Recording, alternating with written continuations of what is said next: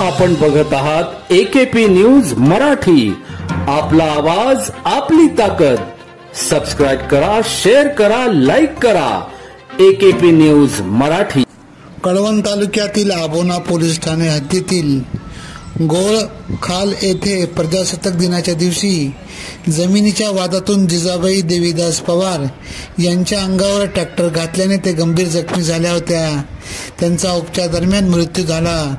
तसेच आरोपींनी लाथाबुक्क्यांनी मारहाण केली। याबाबत आबोना पोलिसांनी सुरेश पवार, हेमंत पवार, नंदू पवार, विठाबाई पवार यांना ताब्यात घेतले आहे।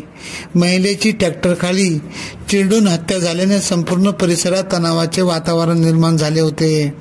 याबाबत आबोना पोलीस ठाण्यात गुन्हा दाखल करण्यात आला असून याबाबतचा तपास सहाय्यक पोलीस निरीक्षक यशवंत शिंदे करीत आहेत। राहणार गोळाखाल माझ्या आत्याची जमीन सुरेश विठ्ठल पवार यांनी बळकवण्याचा प्रयत्न केला होता। त्यांनी मारहाण केली आणि माझ्या आईला ट्रॅक्टरखाली मारलं, त्यांनी सुरू मारलं।